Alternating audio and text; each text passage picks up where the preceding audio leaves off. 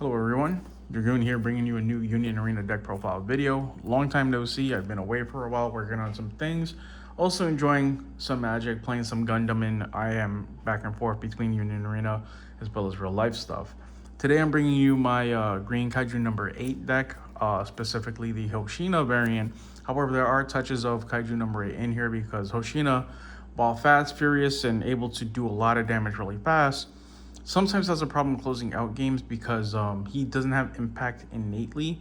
So if your opponent hits a few like defensive triggers early on, it really stumbles the deck, and then sometimes it's hard to like kind of get ahead while you're ahead to stay ahead, and you don't want that to be an issue. So I did put some of the Kaiju number 8 raids in here to kind of help with that.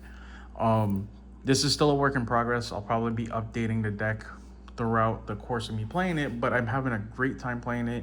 This dude's haircut is amazing, and let's just kind of get into it. So starting off with my zero drops, it's 4 Soshiro. For nons, I mean Kafka. I'm sorry, buddy. No, I'm kidding. So yeah, these are your primary raid targets. Soshiro is obviously the more important one because the deck's centered around him, but this is great because it's a get trigger, so he's going to be good early energy that'll transition into like a bigger threat later. So you don't mind seeing these early.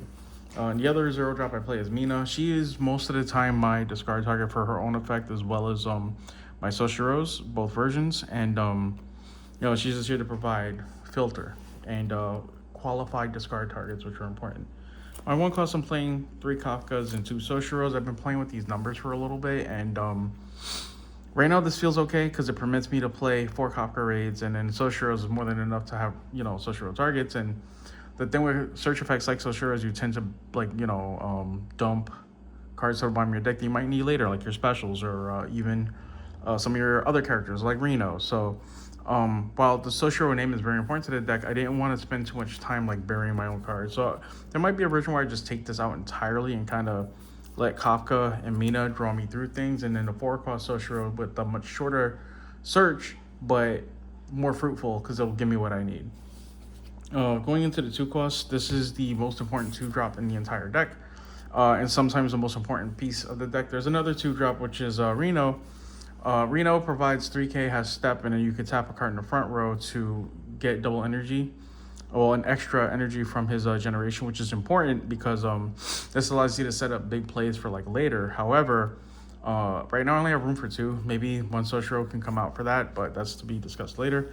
Back to this Soshiro. So this Soshiro has the effect of when he's rested by your own card effects, once per turn you can switch him to active. And this is a soft lock, so it only applies to 1, 2, 3, 4, not just in general. So if you have 2 of these, you can do the effects twice, essentially. And it's important when you have multiple raids coming out. So overall, he kind of lets you run your offense, in most cases, like unbothered.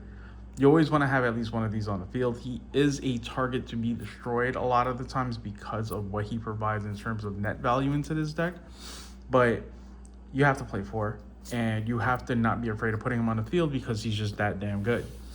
Going into the other 3 drops I play 4 of this Soshiro and 3 Kikoros. Now, Kikoro was a new addition to this deck, and I love this card because once you hit the 6 energy drop, 6 energy build in the back, you can swap her up. So your effects that rest your cards in the front, maybe you don't want to discard, or maybe you don't want to use an effect to switch from active, so you just swap them with her. She's a 4k threat on your turn, and this Soshiro is fun because if you start the game off a little slow, like maybe you play a 1, 2, 3, and then he's like the 4th card in your energy line, he can push up a Soshiro and immediately start your offense. So there's been some cases where I'll even hit 1, 2, 3, and then hit a final on turn 2, to untap the AP, play him, push up, and now I get offense plus a 4 energy in the back, so my deck is live as well as being aggressive early.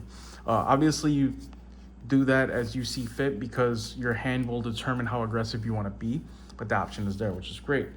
Going into my 4 drops, I do play 4 Soshiro. This is your color trigger.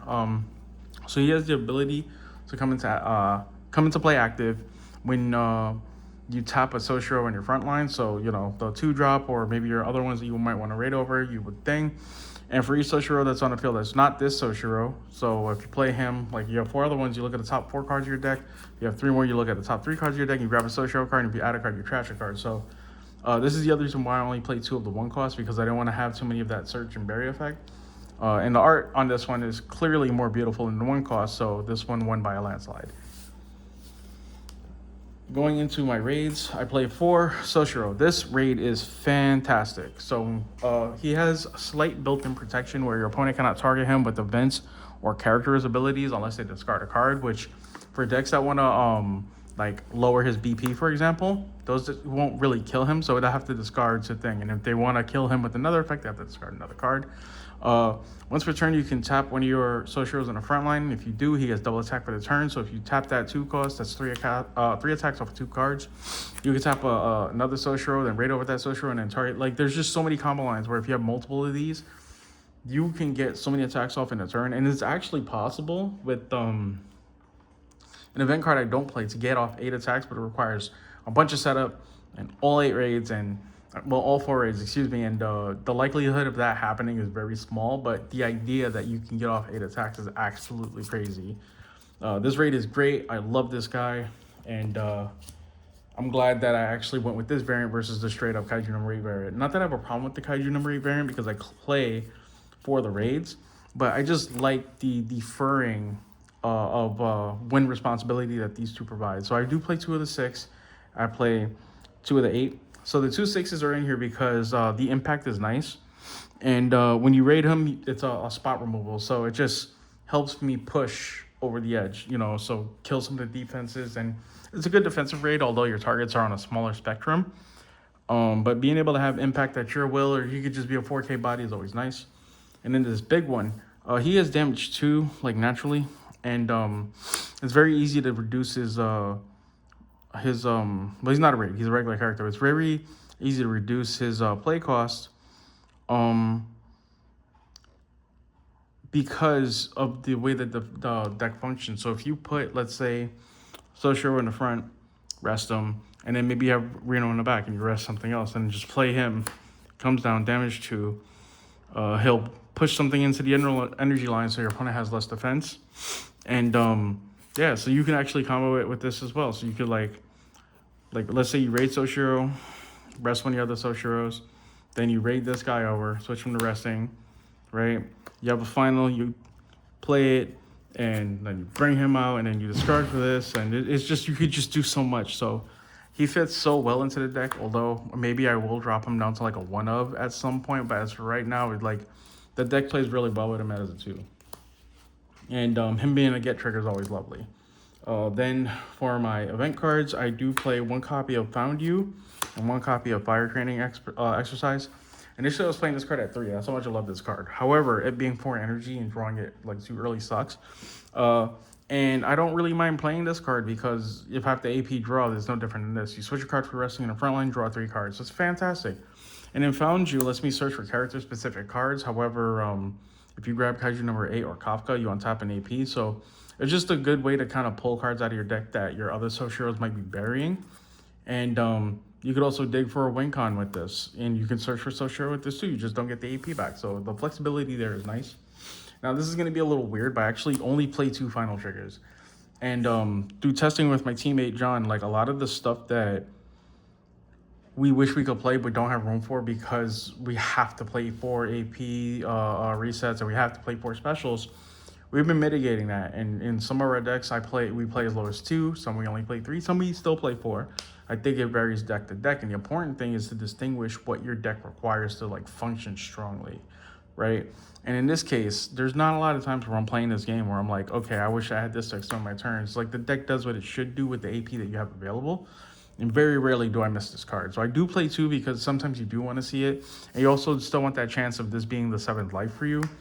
But since reducing this, I see this in life significantly less. And what that means is that the likelihood of 2 being in here and then being like empty triggers has shrunk, which is important because while this has a strong effect, resetting the AP is great. And then also being able to keep it in the game as a 7th life is great.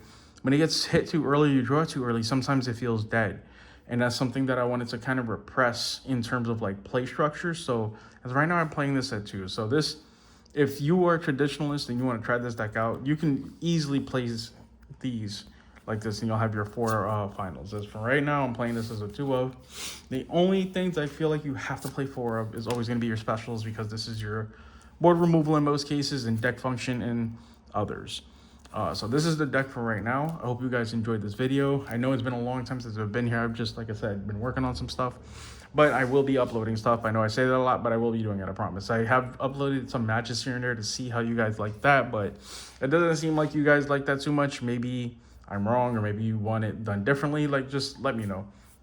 I'm going to thank you if you've watched this video this far. I hope you guys are having a great weekend. Until next time.